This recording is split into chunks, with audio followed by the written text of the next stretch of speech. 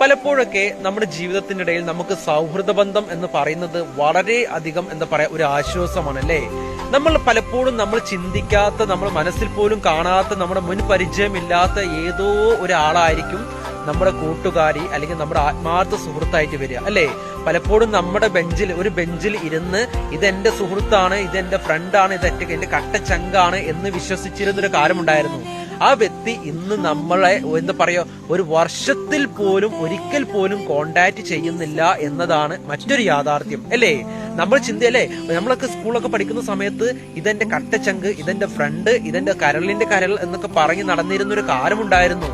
ആ വ്യക്തി അല്ലെ, അന്ന് നമ്മുടെ കൂടെ ആ ബെഞ്ചിൽ ഇരുന്ന് പഠിച്ച ആ വ്യക്തി ഇന്ന് നമ്മൾ വർഷങ്ങളോളം കാണുന്നില്ല, സംസാരിക്കുന്നില്ല. പക്ഷെ നമ്മൾ ഒരിക്കലും കാണാത്ത, നേരിൽ കാണാത്ത, ഒരു മുൻപരിചയമില്ലാത്ത ഏതോ ഒരാൾ നമ്മുടെ ജീവിതത്തിലേക്ക് കടന്നു വരികയും അവരോട് നമ്മൾ ഇടപഴകുകയും അവരോട് നമ്മൾ ആശയവിനിമയം നടത്തുകയും ആ ആശയവിനിമയം നമുക്ക് യോജിച്ചതാണ് നമ്മൾ തിരിച്ചറിയുമ്പോൾ എന്റെ ജീവിത സാഹചര്യത്തിനനുസരിച്ച് എനിക്ക് കൂടെ കൂട്ടാൻ പറ്റിയ ഒരു വ്യക്തിയാണ് എന്ന് നമ്മൾ തിരിച്ചറിയുമ്പോൾ നമുക്ക് അവരോട് നമ്മൾ അല്പസമയം സംസാരിക്കുമ്പോൾ ഒരു അല്പാശ്വാസം നമുക്ക് ലഭിക്കുന്നുണ്ടെങ്കിൽ ആ വ്യക്തിയെ നമ്മൾ കൂടെ കൂട്ടുകയും അത് എന്തെന്നില്ലാത്ത നമ്മൾ അത് നിലനിർത്താൻ ശ്രമിക്കുകയും അത് എന്നെന്നും നിൽക്കുകയാണെങ്കിൽ അത് നമ്മുടെ ആത്മാർത്ഥ സുഹൃത്തിന്റെ ലിസ്റ്റിൽ പെടുത്തി നമ്മളുടെ എല്ലാ സങ്കടവും സന്തോഷവും നമ്മുടെ വിചാരങ്ങളും വികാരങ്ങളും നമ്മുടെ പ്രതീക്ഷകളും അഭിലാഷങ്ങളും എല്ലാം അദ്ദേഹത്തോട് എല്ലാം അദ്ദേഹത്തോട് നമ്മൾ ഷെയർ ചെയ്യുകയും ആ ഷെയർ ചെയ്യുന്നതിലൂടെ നമ്മൾ തിരിച്ചിങ്ങോട്ടേക്ക് ഷെയർ ചെയ്യുമ്പോൾ നമ്മുടെ ജീവിതം അല്ലെ ആ സൗഹൃദത്തിലൂടെ വിലമതിക്കാനാവാത്ത എന്താ പറയാ ദിവസങ്ങളിലൂടെ നമ്മൾ കടന്നു പോകുന്നതല്ലേ അല്ലെ. സങ്കടങ്ങൾ ഷെയർ ചെയ്യുന്നു, നമ്മുടെ പ്രശ്നങ്ങൾ ഷെയർ ചെയ്യുന്നു, നമ്മുടെ പ്രതീക്ഷകൾ ഷെയർ ചെയ്യുന്നു അല്ലെ. ഇതൊന്നും നമ്മുടെ ബെഞ്ചിലിരുന്ന ഒപ്പം പഠിച്ചിരുന്ന ഈ വ്യക്തിയോടല്ല നമ്മൾ ഷെയർ ചെയ്യുന്നത്. ഏതോ ഒരു നമ്മൾ എന്താ പറയാ ജീവിത യാത്രക്കിടയിൽ കിട്ടിയ ഒരു വ്യക്തിയോടാണ് നമ്മളെല്ലാം ഷെയർ ചെയ്യുന്നത് അല്ലേ. അതുകൊണ്ട് സൗഹൃദത്തെ ഒരിക്കലും ദുരുപയോഗം ചെയ്യരുത് അല്ലെ.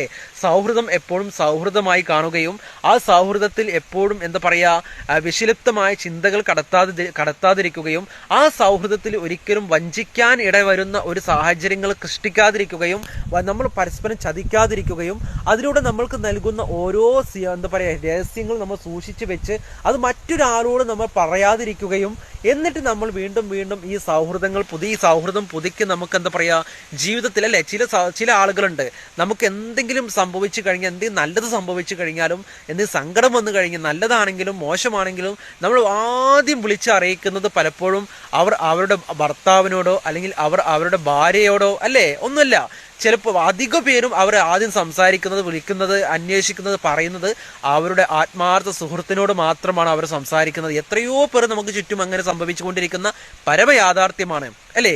അതുകൊണ്ട് സൗഹൃദം എന്ന് പറയുന്നത് വിലമതിക്കാനാവാത്തൊരു സംഭവമാണ്.